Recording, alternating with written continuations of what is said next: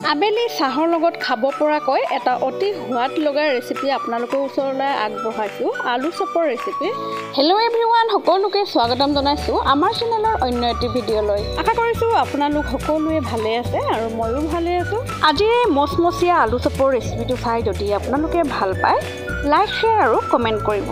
এতিয়া বেছি কথা নকয় বলক ৰেচিপিটো চাই লওঁ। প্ৰথমে 3টা আলু মই বইল কৰি লৈছিলোঁ আৰু এইখিনি বাকলি গুচাই মই এটা কাটা চামুচৰ সহায়েৰে ভালদৰে মেছ কৰি ল'লোঁ। মেছ কৰি হৈ গ'ল। এতিয়া মই গেছত এটা কেৰাহী পাতি দিলোঁ আৰু দি দিলোঁ জোখমতে তেল। তেলখিনি যেতিয়া গৰম হৈ গ'ল কাটি লৈছিলোঁ এটা পিঁয়াজ মই সৰু সৰুকৈ সেইখিনি এড কৰি দিলোঁ। ভালদৰে মিক্স কৰি লৈছোঁ আৰু এড কৰি দিলোঁ জলকীয়া নিজৰ সোৱাদ অনুসৰি দি দিছোঁ। এইখিনিও এবাৰ ভালদৰে ভাজি লৈছোঁ আৰু এড কৰি দিলোঁ মিহি মিহিকৈ সৰু সৰুকৈ কটা আদা। কিছু সময়লৈকে ভালদৰে মই এইখিনি ভাজি লৈছোঁ। ভাজোঁতে যেতিয়া এটা ধুনীয়া গোন্ধ ওলাই গৈছে তেতিয়া মই এড কৰি দিছোঁ মেছ কৰি লোৱা আলুখিনি। এই আলু চপৰ ৰেচিপিটো আবেলি চাহৰ লগত খাবলৈ খুব বেছি ভাল লাগে। যিহেতু এতিয়া ঠাণ্ডা কালি এনেকুৱাকৈ আলু চপ বনাই ল'লে চাহৰ লগত খাবলৈ খুবেই জুতি লাগে আৰু বনাওঁতে খুব বেছি সময় নালাগে, সহজতে বনাই ল'ব পাৰি। আৰু আলুখিনি দি ভালদৰে এবাৰ মিক্স কৰি ল'লোঁ। এতিয়া এড কৰি দিছোঁ শুকান মছলাখিনি। সৰু চামুচেৰে দি দিলোঁ 1 চামুচ জলকীয়া গুড়ি, আধা চামুচ জিৰা পাউডাৰ, এচিকুট হালধি পাউডাৰ আৰু সোৱাদ অনুসৰি নিমখ। এইখিনি দি ভালদৰে এবাৰ মিক্স কৰি লৈছোঁ।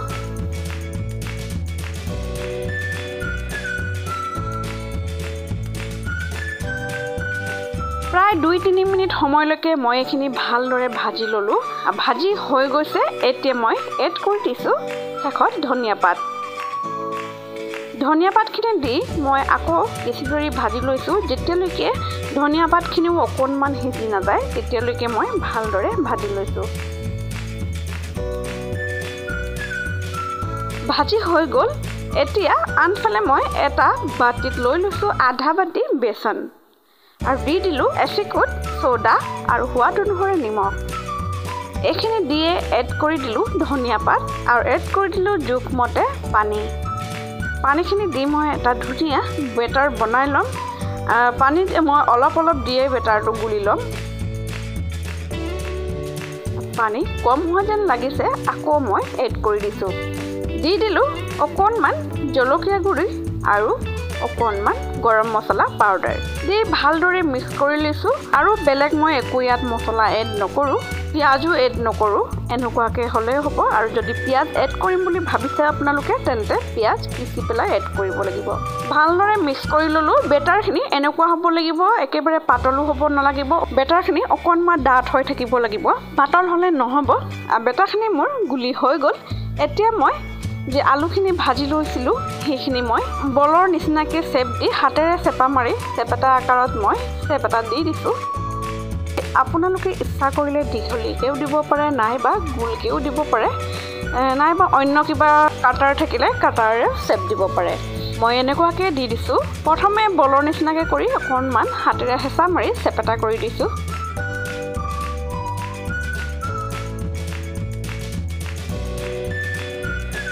কেইটামান মই চেপেটাকৈ দিছোঁ আৰু কেইটামান মই দীঘলীয়া চেপ দি দিছোঁ। গোটেই আলুখিনি মোৰ চেপ দি হৈ গ'ল।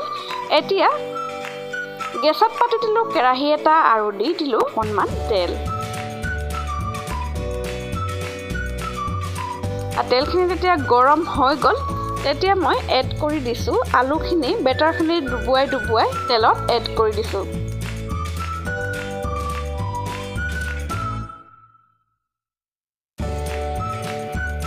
আৰু এয়া আলুখিনি দুটা ছাইড মই ৰঙচুৱাকৈ ধুনীয়াকৈ ফ্ৰাই কৰি ল'লোঁ। এতিয়া এইখিনি মই তেলৰ পৰা উলিয়াই লৈছোঁ।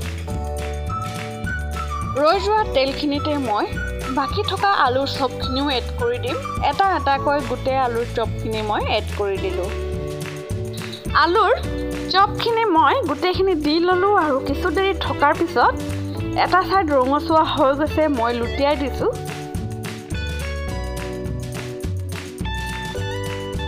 গোটেই আলুৰ চপখিনি মই লুটিয়া হৈ গ'ল। আনটো ছাইডো মই ৰঙচুৱা হ'বৰ বাবে কিছু দেৰি ৱেইট কৰিছোঁ।